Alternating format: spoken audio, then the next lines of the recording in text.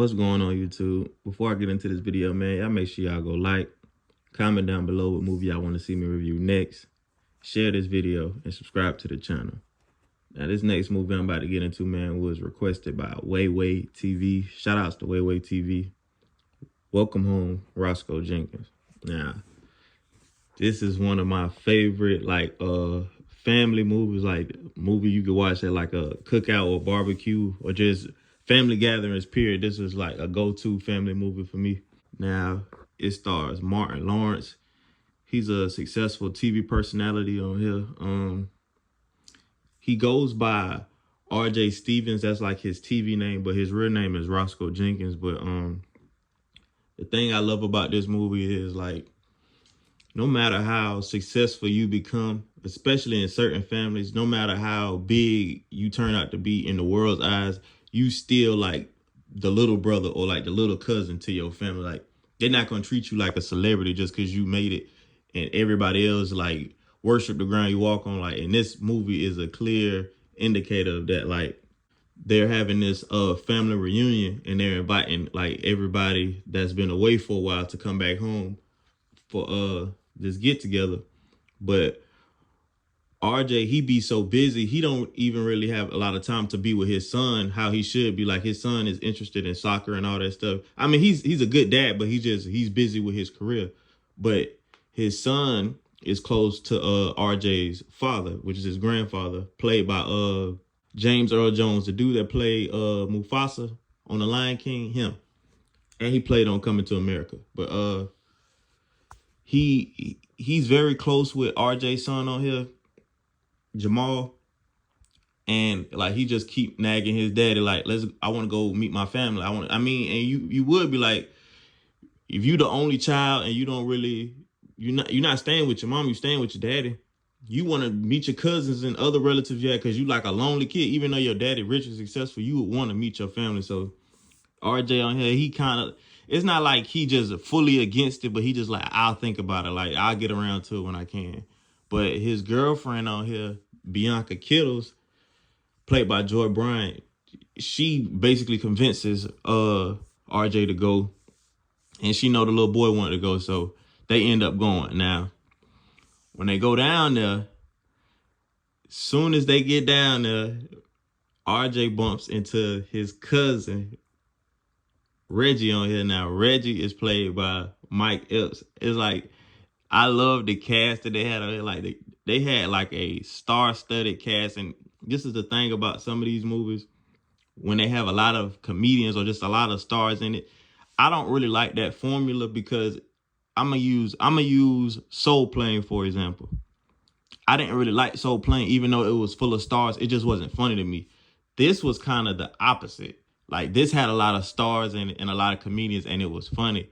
But you got Mike Epps, Cedric the Entertainer, Monique. Like, they had a lot of people in this that are funny, and they just blended well. But soon RJ get down there, he bump into his cousin Reggie, and Reggie ain't seen this man in years, but he know he rich and famous. He already trying to go in RJ pocket. So like, he had to really adapt to where he come from in his family. He had to readapt, because he already knew how they was, but he just like, okay, I ain't in Hollywood no more. I'm around all these country folks again. Like, I gotta get right.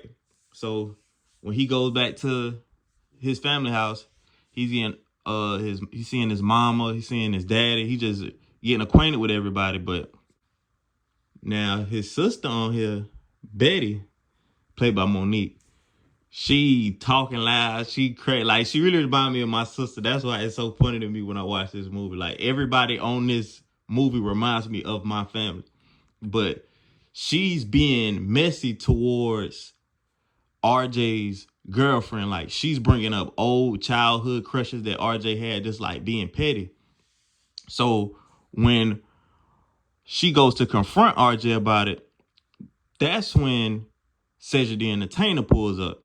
Now, Cedric the Entertainer on here, he plays Clyde, RJ's cousin. And when he pulls up to the barbecue, they got Maze and Frankie Beverly playing in the background. He get out the car dancing.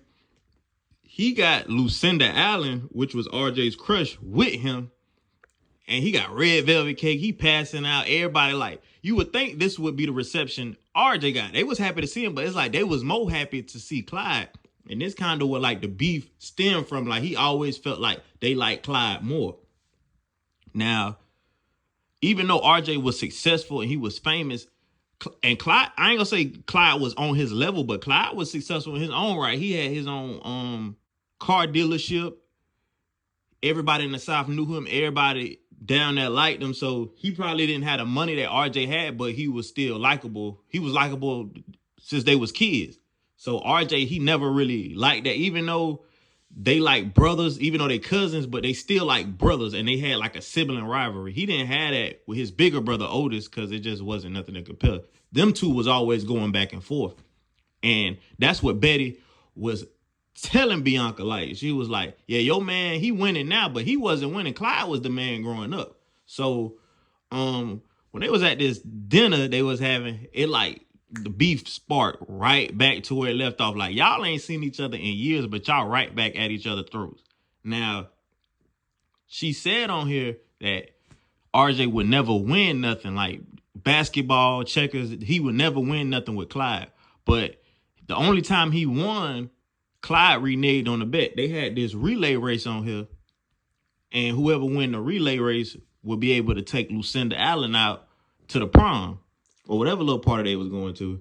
But RJ won, but Clyde went back behind his back and got Lucinda. So that always stuck with him. So he was just like, man, even the one L that I gave you, it still haunts you because you reneged on the bet. So it's like the whole family know what's going on, but Bianca, she's still like the one on the outside trying to figure out what's going on. So she still feel like RJ still like Lucinda, which she kind of did. And it's just like, as time goes on, it was always like a competition with them. Like, Clyde was just playing the video games with his nieces and nephews, and Martin coming in like, I don't play children's games. So these fools start rolling dice. It's like something simple as a video game turned into y'all gambling in the living room, then a fight break out. It's just like they always had to compete. They playing baseball. Now, this part was super funny on here because when Clyde was getting under RJ's skin, he was just like taunting him, doing whatever. And Betty ain't no better. She pouring fuel on the fire, like being messy as usual. She just making them go back and forth. So when RJ hit this baseball, he give his mama this big old knot on her forehead. Now, Otis really mad because he like, y'all fools going back and forth. Now y'all done got my mama in the hospital. So this entire movie, they just going back and forth. Now, at the end, closer to the end of the movie, RJ's father on here, Papa Jenkins, he was getting tired of them like going back and forth. And it was starting to become clearer and clearer that Lucinda still liked RJ and RJ liked her. So he was just trying to put everything to bed. So he was like, we're going to have one more relay now that we adults. RJ, he won the race, but he left his son behind to win the race. So even though he won, it still made him look back, but he was just hell-bent on beating Clyde. Now, when this happened, it's just like it gets real emotional with the family. Like RJ started venting like how he feel like ain't nobody respect him or loved him enough. They gave all that love to Clyde, and then he's just ready to part ways. Everybody's ready to go their own separate way because now it done got out of hand. But on here, Bianca, she ain't making it no better because she just like talking down on his family. So he ends up dumping her, and he ends up going back home to his family. But it still was like something missing. Like, yeah, I got rid of her. I'm back home where I need to be, but it's still one part of my life missing. He gets Lucinda Allen. They finally get back together after all these years, and like it ends with like the family just watching the reception on TV, because that was the whole point of him even going down south. Like his parents was having like an anniversary. But I love the character choices. Like, you could have picked anybody for this, but I feel like every person was picked perfectly. Like Reggie, like the shiesty cousin. Cedric, the entertainer, like the cousin that will steal your shine. Betty, like the sister that keeps stuff going. Otis, the big brother. Like, no matter how grown y'all are, he always gonna be your big brother. And then you got the parents that'll just balance everything out, like keeping everybody like under control. And RJ is like the one that made it out the family. Even though y'all still look at him as y'all little brother or y'all little cousin, he still made it. He was the one that made it.